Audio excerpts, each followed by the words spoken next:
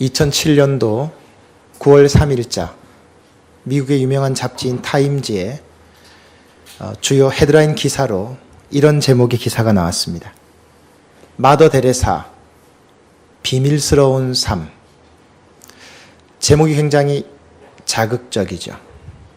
지금 여러분 보시는 화면이 2007년도 9월 3일자 타임지 커버 스토리입니다. 마더 데레사, 그의 비밀스러운 삶. 이 기사 한 줄이 엄청난 파문을 불러왔기 때문입니다. 여러분 잘 아시는 대로 데레사 수녀는 79년도 노벨 평화상 수상자입니다. 인도의 빈민촌 캘커타에서 그 빈민사역을 통해서 많은 사람들에게 알려진 성자라고 하죠. 그는 당시 노벨 평화상을 수상할 때 인도 전통 의상인 사리라고 하는 의상을 입고 샌들을 신은 채로 평화상을 수상해서 또 한 번 화제가 되었습니다. 그녀는 노벨 평화상 수상 소감을 전해달라는 사람들의 말에 이렇게 대답을 했습니다. 하나님을 사랑한다 하면서 이웃을 사랑하지 않는다고 말할 수 없습니다. 그리스도는 어디에나 계십니다. 우리는 헐벗고 굶주리고 가난하고 집 없는 자들에게 그리스도를 전해야 합니다. 왜냐하면 그리스도는 어디나 계시기 때문입니다. 그랬던 그녀가 가깝게 지내는 신부에게 보낸 편지에서 믿음을 의심하는 듯한 고백을 해서 그것이 한번 파문이 일어난 적이 있었습니다. 타임지는 그 사실을 알고 기사화했던 거죠. 가깝게 지내던 신부님에게 보낸 이 편지는 훗날 우리나라에도 번역이 되었는데 와서 나의 빛이 되어라 라는 제목으로 번역이 되어서 우리나라에도 출판된 적이 있었습니다. 그 책에서 데레사 수녀는 고백합니다. 고독감이 너무 크고 공허함이 너무 커서 하나님을 보려고 해도 볼 수가 없고 들으려 해도 들을 수가 없고 기도의 혀를 움직이려 해도 잘 되지 않으니 나를 위해서 기도해 달라. 이런 내용의 편지를 보낸 적이 있었습니다. 어디 데레사 수녀뿐이겠습니까? 믿음 생활을 하다 보면 의심이 들 때가 있어요. 회의감이 생길 때가 있어요. 정말 하나님이 있는가? 예수님은 가공한 인물, 실존 인물이 아니라 만들어진 인물이 아닐까? 천국이 있을까? 정말 지옥이 있을까? 마치 어린아이가 자라면서 그 부모에게 왜라고 하는 질문을 계속하듯이 우리 사람들도 신앙생활을 하는 가운데 의문을 가지고 회의를 가질 때가 있는 것이 사실이죠. 오늘 말씀해 보니까 예수님의 제자 중에도 그런 신앙적인 의심을 품었던 사람이 나옵니다. 토마스라고 알려진 바로 도마입니다.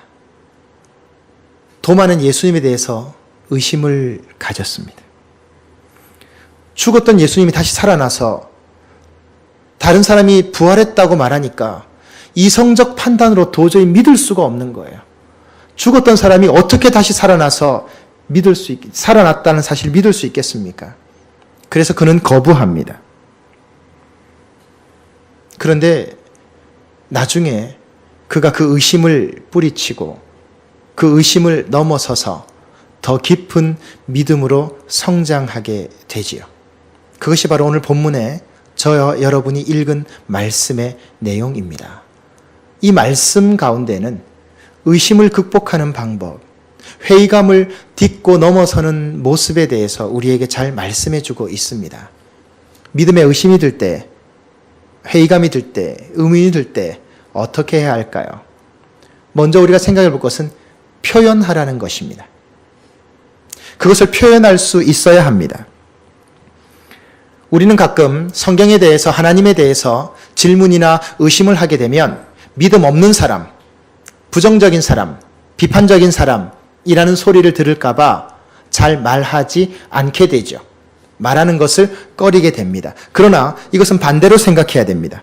정말 불행한 일은 그런 의문이나 궁금증을 말하지 못하는 게 불행한 거예요. 여러분 뒤집어서 한번 생각해 보세요. 그런 질문이 있다, 그런 의문이 있다는 것은 신앙에 관심이 있다는 거예요. 자신의 영적인 부분에 관심이 있다는 거예요. 그래서 질문을 한 거예요. 의문을 가지는 거예요. 오히려 건강한 거예요. 오히려 그것이 없는 게 이상한 거죠. 솔직히 말씀드려서 믿음에 대한 진지한 태도입니다. 그런데 교회 공동체에서는 그것을 부정적이다, 비판적이다, 아니면 믿음이 없다, 시험 들었다는 이유로 싫어하죠. 그러니까 말을 안 하게 됩니다. 반대입니다. 예수님 뭐라 하셨죠? 찾으라, 구하라, 두드리라 하셨죠. 이것은 길을 찾는 사람들을 격려하신 내용으로 보아야 합니다. 그래서 질문이 있거나 의문을 가진 사람은요, 오히려 신앙에 대해서 더 진지한 태도를 가진 사람으로 보아야 돼요. 그런 풍토가 우리 안에 있어야 합니다. 오히려 그런 질문이나 의문을 가진 사람이 더 건강하고요, 성숙한 사람이에요. 나중에도 믿음이 자랄 수 있어요. 25절에 여러분 나오는 도마의 표현을 보세요. 도마가 뭐라고 말합니까? 내 눈으로 그의 못자국을 보고 내 손으로 예수님의 옆구리에 손가락을 넣어 본 다음에 믿겠다. 보고야 믿겠다는 거예요. 여러분, 도마는 예수님의 제자입니다. 3년을 같이 살았어요.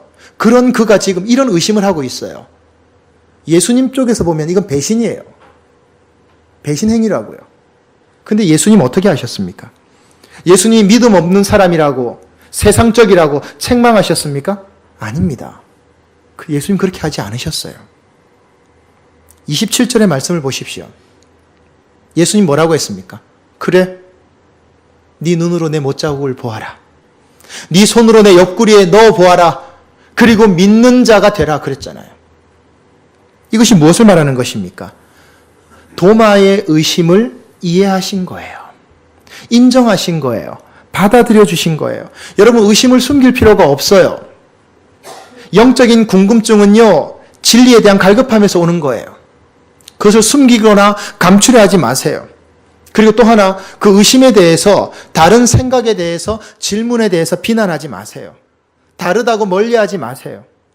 여러분, 교회 공동체의 가장 큰 맹점 가운데 한 가지는 공산당과 그 성향이 비슷하다는 거예요. 어떻게 교회가 만장일치가 될 수 있습니까? 예수님 앞에서는 만장일치가 될 수 있겠죠. 그럼 나머지는요? 그렇게 될 수 없는 거예요. 다른 사람의 의심이나 다른 사람의 질문에 대해서 돌을 던지지 말아야 합니다. 오히려 그것을 인정하십시오. 수긍하십시오. 받아들여 주십시오. 나와 신앙이 다르다고, 다른 질문을 한다고 돌을 던지거나 비판하는 것은 그 사람 자체가 미성숙한 신앙이에요. 인정하고요, 대화하고요, 기다려주고요, 생각하고요, 기도해줘야 돼요. 여러분, 우리 주일날 아침 9시 반이 되면 성경공부 모임이 있습니다. 들어와 보신 분은 아시겠지만 여러분, 그 자리가 얼마나 치열한 줄 아세요? 모든 민낯이 낱낱이 다 드러난 자리입니다. 많이 모이진 않지만 새로 교회 나오신 분들이 오히려 그 시간을 통해서 정착하고 신앙의 뿌리를 내린 것이 훨씬 많습니다. 몇몇 분들은 그런 얘기도 합니다. 새가족부 성경 공부 때문에 내가 교회에 정착했지, 안 그랬으면 벌써 떨어져 나갔을 거라고 그래요. 왜 그런 줄 아세요? 그 자리에서 얘기 다 나옵니다.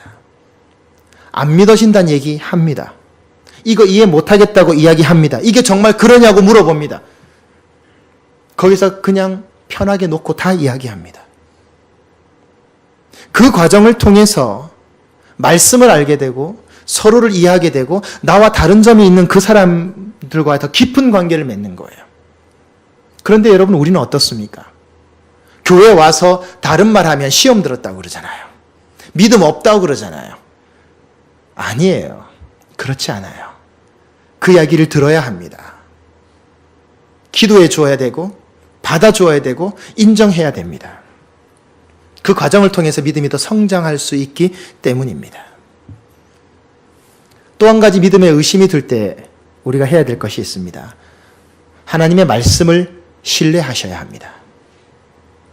의심을 극복하는 사람들의 공통점이 있습니다. 신앙적인 체험, 영적인 체험을 했거나 말씀 공부를 통해서 말씀 위에 정확하게 서는 사람입니다.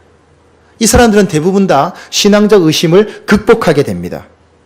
가장 좋은 방법은요, 말씀을 통해서 하나님을 정확하게 아는 겁니다. 어렴풋이 알면 안 돼요. 이 부분은 대충대충 알면 안 되는 부분이에요. 영적인 부분이기 때문이에요.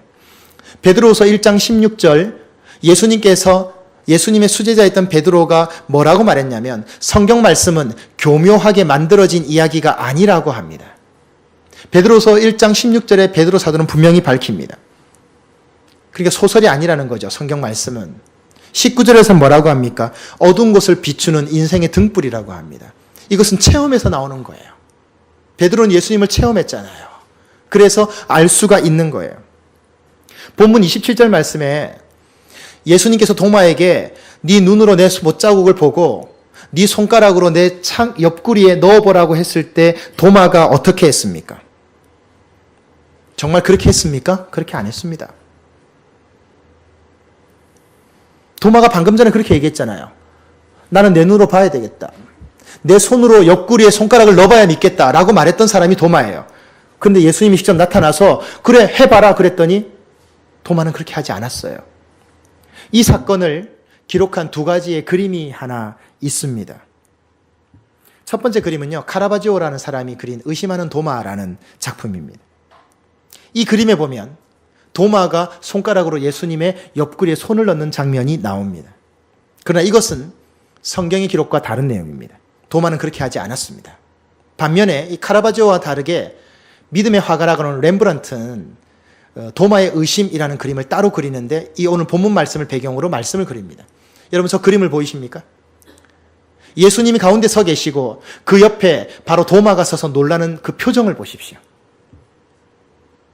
도마는 실제로 손가락을 넣지 않았습니다. 네가 그렇게 의문이 든다면 넣어봐라. 근데 안 넣었어요. 28절에 도마가 뭐라고 그랬습니까? 28절에 도마는 그렇게 하지 않았어요. 나의 주시요 나의 하나님이십니다 라고 말했습니다. 여기서 중요한 것은 무엇입니까? 예수님 뭐라고 하셨죠? 그래서 29절에 너는 나를 본고로 믿느냐? 보지 않고 믿는 자는 더 복되도다. 여기 중요한 표현이 뭡니까? 본고로 믿는 것, 이게 아니고요. 보지 않고가 아니고 보지 못하고라는 표현을 썼어요. 이게 중요한 거예요. 보지 않고가 아니고 보지 못하고예요. 여러분, 보고 믿는 건 누구나 합니다. 보고 믿는 건요, 누구나 다 할 수 있는 거예요. 예수님이 왜 이 말씀을 하셨을까요? 제발 세상적인 방식으로 예수님을 믿으려 하지 말라는 거예요. 세상적인 가치관으로 예수님을 바라보지 말라는 거예요. 방금 전까지 도마가 그랬잖아요. 보여줘야 믿겠다고. 근데 예수님이 직접 나타나서 말씀하시니까 뭐라고 합니까? 그 말씀 그대로 믿어버리는 거예요. 그래서 나의 주요, 나의 하나님이라고 했잖아요. 보는 믿음은요, 수준이 낮은 거예요. 하급 종교에서 그런 게 있어요. 고급 종교에는 그런 게 없어요. 기독교 신앙은 하급 종교가 아닙니다. 기독교 신앙은 고급 종교입니다. 제일 유치한 거 아닙니까? 세상에선 통하잖아요. 보여달라는 거예요. 보여주면 믿겠다는 거예요. 근데 믿음의 세계는 달라요. 보여줘도요, 안 믿을 사람 안 믿더라고요. 분명히 눈앞에 보여줬는데도요, 안 믿을 사람은 안 믿어요. 그렇게 믿는 게 아니에요. 그렇게 되어지는 게 아니라는 거예요. 예수님께서 마가복음 1장 31절에 말씀하셨습니다. 천지는 없어지거니와 내 말은 없어지지 않는다. 사랑하는 성도 여러분, 하나님의 말씀은 잘 꾸며진 소설책이 아닙니다. 하나님의 말씀은 대충대충 쓰여져서 뜬구름 잡듯이 지어진 것도 아닙니다. 무엇보다도 하나님의 말씀을 신뢰하십시오. 무엇보다도 하나님 말씀을 절제적으로 인정하십시오. 성경은 인간을 향한 하나님의 역사의 기록입니다. 정확무오하고 틀림없는 생명의 말씀입니다. 이것을 신뢰할 수 없다면 무엇을 신뢰할 수 있단 말입니까? 사실을 사실대로 믿는 것이 신앙입니다. 사실을 사실대로 믿지 않고 오해하는 것이 미신입니다. 사실을 믿지 않는 것이 불신입니다. 기독교 신앙은 사실을 사실대로 믿는 것입니다. 하나님 말씀 미신 아닙니다. 막연한 것은 더더욱 아닙니다. 여러분 모두 생명의 말씀인 이 주님의 말씀에 신뢰를 두시고 믿음의 뿌리를 내리는 주님의 백성들 되시기를 주님의 이름으로 축원드립니다.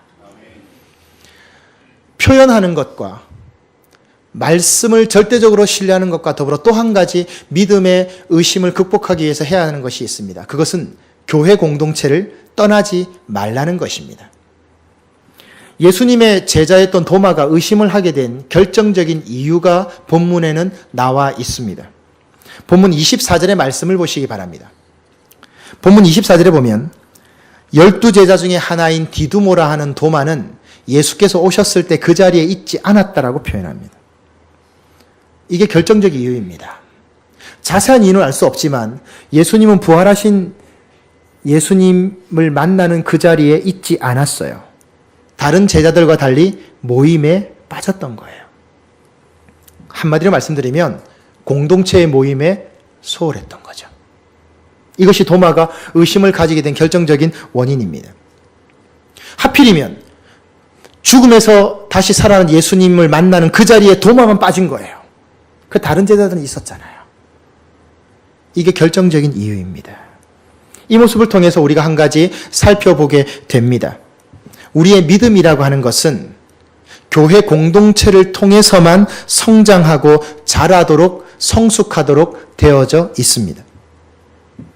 아무리 믿음 좋은 사람이라 할지라도 교회 공동체의 예배 모임을 소홀히 하고는 절대로 믿음이 자랄 수 없습니다. 히브리서 10장 25절 뭐라고 합니까? 모이기를 패하는 어떤 사람들의 습관처럼 하지 말고 오직 권하여 그날이 가까움을 볼수록 더욱 그리하자. 모이기를 패하는 어떤 사람들의 습관, 이것도 습관이에요. 여러분 한번 생각해 보십시오. 예배를 드리지 못하는 것에 대해서 경각심을 가지고 계십니까? 한번 우리 현실을 한번 들여다볼까요? 한 주 교회를 빠지면요, 여러분은 14일을 건너뛰게 됩니다. 그렇죠? 14일이면 한 달의 절반입니다. 여러분의 몸이 14일 동안 아무런 음식을 먹지 못했다고 해보세요. 여러분의 육신이 제대로 된 기능을 발휘하겠습니까? 못합니다. 육신도 10일 넘도록 아무것도 먹지 못하면 힘을 못 쓰는데 여러분의 영은 한 주일을 건너뛰면 무려 14일간을 굶게 됩니다. 여러분의 생각이, 여러분의 마음이, 여러분의 의지가 온전할 수 있겠습니까? 엉망이 되는 거죠. 온전한 기능을 발휘할 수 없습니다. 여러분 아무도 장담할 수 없습니다. 예수 믿는 사람들이요, 은혜 떨어지면요 어떻게 변할지 몰라요. 어떻게 장담합니까? 저도 장담 못하고 여러분도 장담 못하세요. 지금은 예배드리고 기도하고 찬양하면서 은혜를 받아서 영적인 충만함을 채우지만 이것이 완전히 고갈되고 소멸되어 버리면요 내가 어떻게 변할지 몰라요. 내 안에 어떤 세상적인 게 나올 수도 있고요, 내 안에 어떤 이기적인 게 튀어나올지 모르고요, 내 안에 어떤 육적이고 본능적인 것이 튀어나와서 나를 지배할지 몰라요. 어떻게 장담합니까? 물론 요즘엔 텔레비전이라든지 인터넷으로 말씀을 접할 기회가 많이 있습니다. 그것은 참 다행스러운 일입니다만 그것은 절대로 보조적인 수단이지 주된 요소가 될 수는 없습니다. 어떤 분들은 인터넷으로 예배드리고 헌금도 계좌로 입금을 한다고 그래요. 물론 교회를 나오지 못할 상황이라면 충분히 가능하겠습니다. 그건 괜찮습니다. 그러나 그것이 아니라면 여러분의 몸을 이끌고 여러분의 시간을 들여서 교회 공동체 예배의 자리에 나오셔서 예배를 드리는 것이 맞습니다. 그것이 가장 중요하고 필요한 일입니다. 이것은 기본 중에 기본이요, 세상이 아무리 발달한다 할지라도 절대로 타협되어질 수 없는 일입니다. 왜냐하면 여러분 교회에 무엇 때문에 나오는 것입니까? 교회가 존재하는 목적이 뭡니까? 인간관계입니까? 사람관계 맺기 위해서입니까? 그럼 동호회를 가세요. 친목 모임을 가세요. 이해관계가 있는 유관단체를 만드세요. 거기 가시면 돼요. 먹는 것 때문에 오셨다고요? 그러면 좋은 맛집을 찾아다니시면 됩니다. 교회는 우선적으로 그것과 다릅니다. 교회는 지구상에 허락된 단 하나의 예배 공동체로 모인 단체입니다. 가정과 직장과 사업장과 모든 민간단체, 모든 유관단체와 다 구분되는 확실한 한 가지는 교회의 최우선적인 의미는 하나님께 예배하기 위해서 모인 예배 공동체라는 거예요. 이걸 빼먹고 어떻게 우리의 영이 올바를 수 있습니까? 신앙이 정말 자라기를 원한다면, 정말 성장하기를 원하는 사람이라면 예배 공동체를 소홀히 해서는 안 됩니다. 이것을 놓치니까 신앙이 방해를 받는 거예요. 내 의지와 상관없이. 미국의 루즈벨트 대통령은 미국 역대 대통령 중에 유명한 대통령 중에 한 분이죠. 이분 독실한 신앙인입니다. 이분 워싱턴에 있는 한 교회에 출석을 했었죠. 그 워싱턴에 있는 한 교회로 전화가 걸려왔습니다. 혹시 이번 주일에 루즈벨트 대통령께서 예배에 나오십니까? 라는 문의의 전화입니다. 그랬더니 행정 담당 목사님이 마침 그 전화를 받고 아주 명쾌한 대답을 하셨다고 그래요. 뭐라고 그랬을까요? 루즈벨트 대통령께서 이번 주에 교회를 나오시는지 못 나오시는지는 불확실합니다. 그러나 한 가지 확실한 것은 우리 예수님과 하나님께서 예배에 참석하신다는 사실입니다. 그분 만나러 나오시면 좋겠습니다. 정확한 대답입니다. 신앙의 근본을 가장 정확하게 보여주는 이야기입니다. 교회는 사람 만나러 나오는 것이 아니에요. 그러니까 여러분, 교회 나와서 저 사람이 왜 저러냐? 저 사람 왜 저렇게 말하냐? 저 사람 옷을 왜 저렇게 입었어? 저 사람 말하는 게 왜 저래? 이런 거로 문제 삼지 마세요. 여러분의 정말 귀한 황금 같은 예배의 시간을 왜 거기에 낭비하세요? 저 사람이 신분이 뭐냐, 수입이 뭐냐, 옷이 뭐냐, 표정이 뭐냐, 화장이 어떠냐, 뭐 액세서리가 뭐냐, 타고 다니는 차가 뭐냐, 이런 거 신경 끄세요. 그런 건 하나도 중요하지 않아요. 중요한 건 뭐예요? 내가 예배 드리고 있다는 점. 저 사람도 예배 드리러 왔다는 점. 그러면 되는 거예요. 다른 사람의 삶에 관여하지 마세요. 내 뜻대로 움직이려 하지도 마세요. 그냥 지금 이 자리에 예배 나오러 왔으면 된 거예요. 자꾸 거기에 다른 걸 갖다 붙이지 마세요. 본질에서 벗어나는 거예요. 그래서 여러분, 그냥 강대상이 없어도 돼요. 보면대 놓고 예배 드려도 돼요. 근데 여러분, 우리 얼마나 좋은 환경에서 예배 드립니까? 이렇게 좋은 시설들을 갖추고 예배 드리는데 여기서도 예배를 집중하지 못한다면 그건 누구 책임이냐고요. 어떤 교회 내놔도 부럽지 않은 시설을 우리가 갖추고 있는데 이렇게 좋은 환경 속에서도 하나님께 예배 드리는 걸 집중하지 못한다면 도대체 우리가 무엇하러 예배 드려 나오는 거냐고요. 여러분, 고민해야 됩니다. 이 시간에 잠을 자보세요. 이 시간에 취미 활동을 해보세요. 차라리 그게 나을 수 있어요. 뭐하러 이렇게 하십니까? 예배에 집중하지 못할 거라면. 그래서 교회 공동체가 중요한 겁니다. 사랑하는 성도 여러분, 사람인지라 의심이 들어요. 의문이 생겨요. 당연한 거예요. 그러나 오히려 그것을 신앙 성장의 계기로 만들 수 있습니다. 표현하십시오. 저에게도 말씀하시고 믿음이 좋은 분들, 인격적인 분들에게 말씀하세요. 그분들이 받아주실 수 있으세요. 책망하지 않습니다. 왜 믿음이 없냐고 책망하지 않아요. 오히려 기도해주고 수용해주고 대화하면서 연구할 수 있습니다. 그래서 오히려 신앙이 성장할 수 있습니다. 그래서 단 하나, 하나님의 말씀은 소설책이 아닙니다.